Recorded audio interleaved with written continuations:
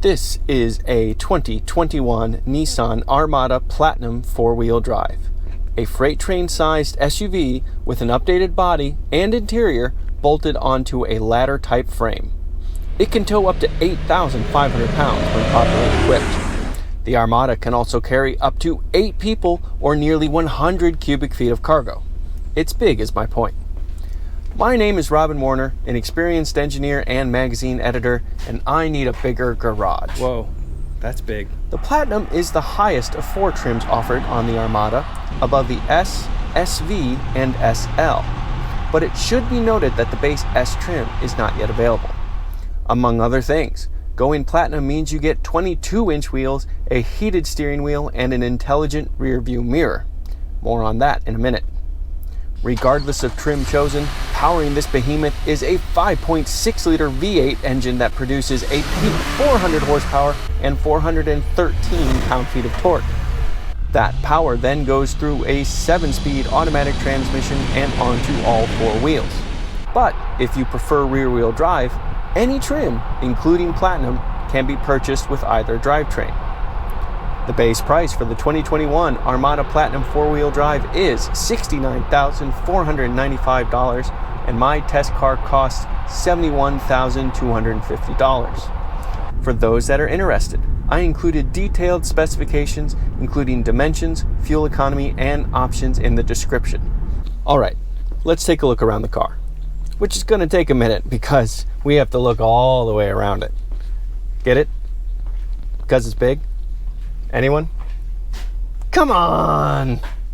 Well, here it is, the big, imposing, in-your-face 2021 Nissan Armada.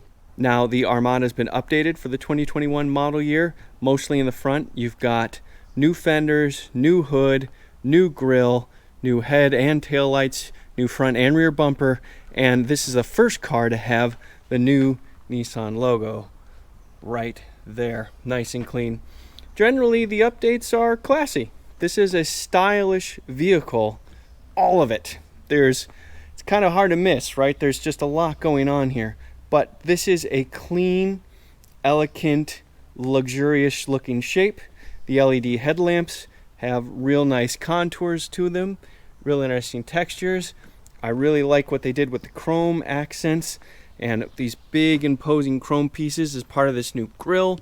I like the silver bumper down low, and I think that the chrome side view mirror covers work well, as do the chrome accents around the window trim, which just kind of go and go and go and go. After all, this car is nearly 209 inches long.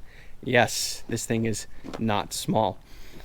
Almost 76 inches high and 79.9 inches wide. That is just under 80 inches wide. And you're thinking to yourself, hold on, it's not that big. I mean, the wheels and tires don't look that large compared to the rest of the car. Well, first of all, I'm farther away from the car than I usually am when I do these. And second of all, these are 22-inch wheels right here. And not only that, they're 22-inch wheels with 50 series rubber. That is a lot of sidewall. Look at that's my hand. That's still a darn decent amount of sidewall, even though we're running on 22-inch wheels. Those brakes look pretty darn small, but they are 13.8 inches front and back. Speaking of back, you've got this nice spoiler hanging out on top, for all that downforce you need, and a big old tailgate and bumper and everything else. Behind here would be your trailing hitch. This thing can tow a fair amount after all. And underneath all of this, wait for it, there is your nice big single tailpipe. I love it. And also, you notice the full-size spare as well. From a styling point of view, if you're into big things, Nissan did a good job with this big thing. And this being the Platinum model, you get the most luxurious looking bits here, but I think regardless, you have to say kudos, because you're going to be rolling large, but you're also going to be rolling in style. All right, let's take a look inside. This being the Platinum model, we have quilted leather seats, and as you can imagine, we also have big seats and plenty of space. You know, again, just like outside, this is a nicely laid out interior. You get the standard things: seat memory, power windows, power locks. You've got a nice heated steering wheel. You know, this is the intelligent assistance systems, trunk open, those kinds of things. And then pretty usual adjustments for your seat there. Getting inside, you do have legitimate actual gauges, and then a screen in the center, which I like, and then a 12.3 inch widescreen center console screen right there, which is nicely done. Almost quaint in a weird way is that we have a normal size moonroof, nothing panoramic, no huge piece of glass, but I actually like that.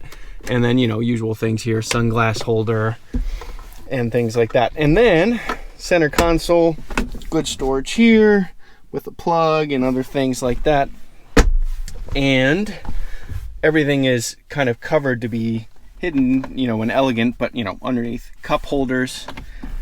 And then right here, that is a Qi wireless phone charger right there, and another port to charge whatever you wish. This is a 4-zone climate control system. We also got cooled and heated seats, and a, you know, usual buttons and switches here. And then up here, well, that's your rear view mirror, right? No big deal. Well, except not exactly. Let me show you something. Starting the car, this is what's called an intelligent rear view mirror.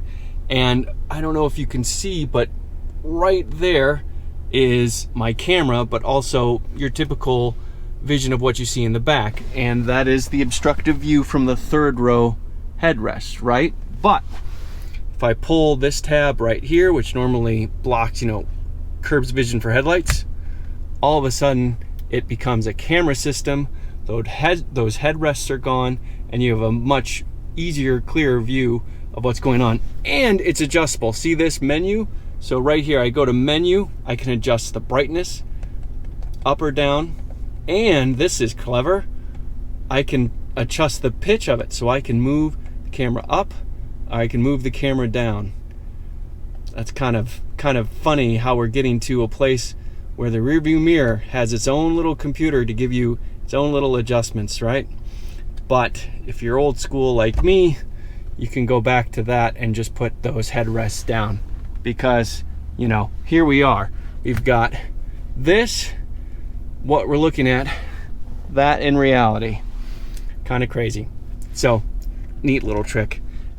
Oh, and here's something else to look at. This is your four-wheel drive system adjustment. You've got tow mode, control, stability control, that kind of thing, snow mode, and then this is automatic, 4 high or 4 low. You have legit low gearing for all-wheel drive, which is a nice thing.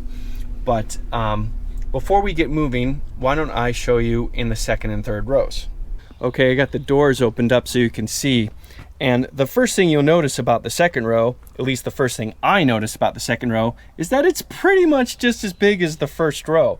You've got these really nice, big, comfortable seats, this big center console here with a lot of center console storage. You've got cup holders, and here are your third and fourth climate control zones of the 4 zones. You also get heated seats, 2-mode heated seats, and in the Platinum model, you also get rear seat entertainment. And if you open up the center console, you'll find headphones to use this. But in addition to the screens, you also have headphone jack, USB, and HDMI ports. Now, this particular car has captain's chairs because it has the captain's chairs package, which is a $650 option on this car. So this particular Armada seats 7 people, not 8. But hopping in, plenty comfortable, lots of leg room, lots of knee room, good thigh support, all these kinds of things. This is an easy place to get comfortable. I have several inches of headroom, even though I'm standing up and I am 5'11". Now, the third row is not as spacious, but access to it is pretty simple. This is a neat little thing. Fold it down and the chair pops up like this.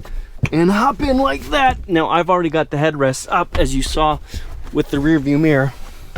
Now here, if I put this back, you can see my knees are bent much more than 90 degrees here, and I have pretty much no thigh support. This is a lot less comfortable. For adults, you're looking at short trips, but you know, hey, you do get cup holders, and you do have a little button here to adjust the seat, so you can actually adjust the seat back to get a little bit more comfortable. You don't have to be like sitting in a straight up necessarily, but either way, obviously this row is more for kids, or even better, for storage. And that's maybe what you want to do anyway, because fold these third row down and you get a lot of storage. Let me show you all the way in back. All right, open this up. Of course, it's all electric. And to put it down, you can see here, you can put it down or lock it right here. So with the third row up, you get 16.5 cubic feet of storage. Not bad, but not a lot either. But as you can see here, I've got buttons to fold the third row down. And here, I'll cut to this extra video. You can see that when I fold the third row down, that's easy enough to do just with those two buttons right there. It goes up to 49.9 cubic feet of room. And then if I fold the second row flat as well, then it hops up to 95.4 cubic feet of storage. So plenty of cargo room if it's just you and one other passenger. Still a darn decent amount of cargo room if it's you and 3 other passengers, and adequate cargo room if you have 7 people to carry around, including yourself. Anyway, I only have myself to carry around, but let's go for a drive.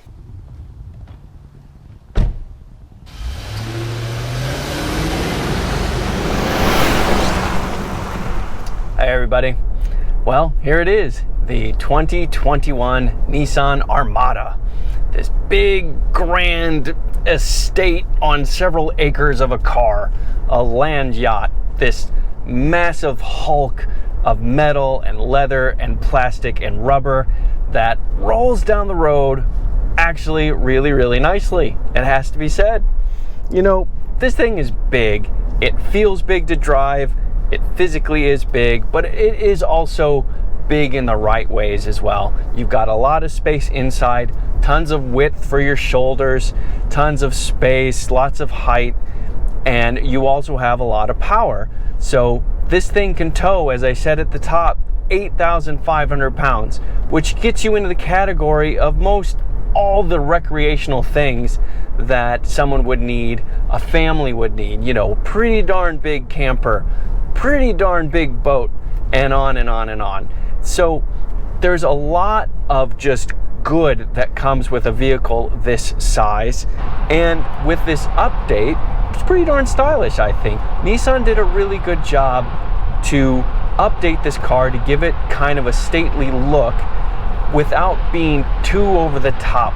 Just let the car exist as it exists. Just let this be this big 2-box thing that just looks clean and stylish, and I think they did a good job. And on top of that, I think they did a good job of choosing the right car to put their new logo on. Just like the Armada itself, the new Nissan logo is clean and pretty darn big too. Obviously, the logo can change size, but here it makes itself known. But obviously you have a lot more than looks here. I'm rolling in a 3-ton SUV, and yet I'm going down the road very comfortably and quietly. So I've got a really nice ride, even when the going gets bumpy. Everything's really smooth and rolls over nice and calmly, and it's nice and quiet in here. I could very easily carry a conversation at interstate speeds without raising my voice. You've got really good road noise isolation and wind noise isolation, and the general cacophony of the world outside is more of a distant whimper in here. You know, the more I get older, the more I appreciate just like a nice quiet place to sit. Which, I mean, I must be getting a lot older, because I'm kind of just laughing at the fact that I even let that come out of my mouth. But hey, here it is. Now, the noises this thing does make are pretty darn pleasant because you have a 5.6 liter naturally aspirated 400 horsepower V8. And not only is it a powerful V8 with 400 horsepower, and I should add 413 pound-feet of torque, it also provides a nice rumble, and a nice refined rumble at that. It's kind of this like distant baritone in the background, which just, I think, adds calmness to the experience. So the noises you do hear are calming, not at all shrieking or irritating. Do you know what I mean? And given all those numbers I just gave you, it's actually not that slow either. Why don't I show you? All right, briefly slowing down. Do a little bit of brake torquing, and off we go.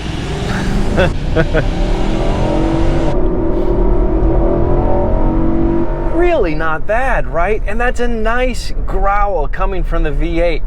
Revs cleanly to 6,000 RPM, clean and fast shifts. You get a 7-speed automatic transmission here, which is actually a touch under the average these days, but really still works well. There's plenty of ratio range to work with, you know, nice and low revs when you're crawling on the interstate, yet plenty of pickup for the lower gears.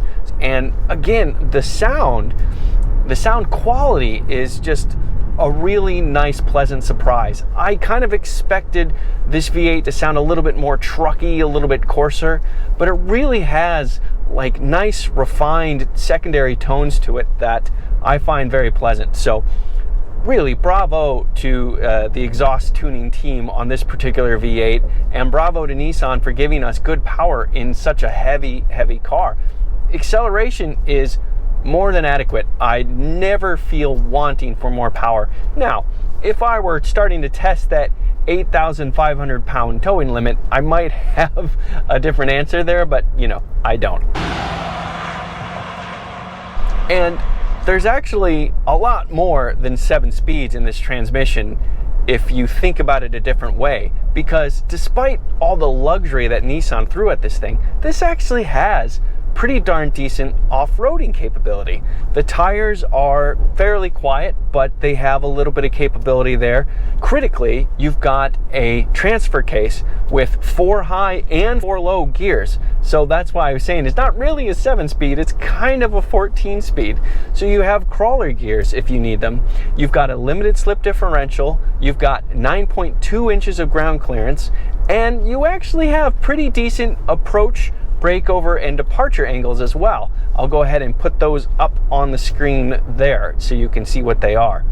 So if you want to be a little bit more adventurous with this car, you've got the specs to work with to do that. And I think this is a good time to point out, you are dealing with a full-on body-on-frame SUV here. You've got a ladder-type frame under with the body bolted on. So this is not a car-based SUV or a crossover SUV. This is old school proper SUV, like, you know, like a Jeep or a Suburban or a Land Cruiser, something like that. Of course, flip side of that, there's always a flip side, is when it comes to ride and handling, well, the Armada maybe isn't quite as good as the other aspects that we just discussed. Okay, 3 tons, okay? Big and tall SUV, 75.8 inches tall, right? This does not have the lowest center of gravity.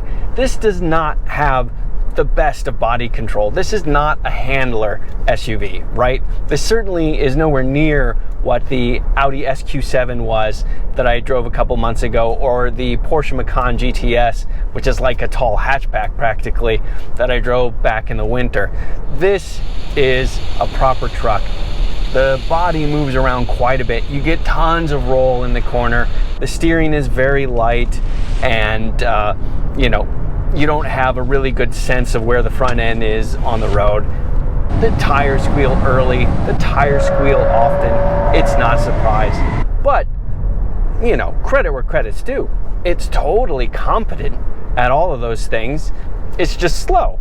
And there's nothing unsafe about it. There's just nothing fun about it either, right? So I don't think that's going to surprise anybody. It's almost not worth saying, except it's me, and I always pay close attention to how something drives because I really love driving and I can't help myself. But hey, you've got tons of comfort in here, lots of luxury in here, of course lots of space, and you've also got a lot of safety equipment as well. Clearly, you've got stability control, traction control, anti-lock brakes, you've got some systems tied to the off-roading capability, and you've got tons of safety systems, you know, adaptive cruise control, and all kinds of lane departure warnings and assists, automatic emergency braking, and all those kinds of things. Also, you know, a whole slew of airbags and stuff like that. And you have to give Nissan credit here. This is the Platinum model, top of the line, but once you go Platinum, most everything came standard. There were only 4 options on this car, and all 4 options only totaled $1,700. I'll just go ahead and list them beneath so you can see what everything was. The most expensive thing were the captain's chairs in the second row, and that was $650, totally reasonable. 70 grand for a big SUV, it's certainly not cheap, but it's actually not that expensive. So when you start looking at all the luxury you get, and I don't just mean the luxury appointments, heated seats, cooled seats, heated steering wheel, wireless Apple CarPlay, wired Android Auto, the 12.3-inch screen, all these kinds of things, all the safety stuff, but also just the feel, you know, the quiet cabin, the smooth ride, and then the capability, all those things. You actually get a lot of value for your money in this thing. Of course, there is one other thing you're sacrificing, which is fuel economy. It's pretty poor. There's no way around it. You've got no kind of hybrid help or anything like that. You get all of 13 miles per gallon in the city, 18 miles per gallon on the highway, 15 combined. Maybe that's where that 8th or 9th gear might help a little bit. But again, those kinds of numbers aren't kind of a surprise for a non-electrified big SUV, but it's just something to be aware of. Overall, I have to say I came away pretty darn impressed with this Armada. I was pleasantly surprised by the smoothness and the refined feeling of the V8. I like the power. The drivability of this car is totally competent, and the comfort of this car also exceeded expectations. So if you're in the market for a big lumbering SUV, this is a big lumbering SUV that provides a little bit of off-roading capability, a lot of towing capability, and a lot of luxury too. I'm Robin Warner. Thank you for watching. And if you are still watching, I'd really appreciate it if you like this video and subscribe to my channel. Those kinds of things really help me out a lot. Okay, goodbye.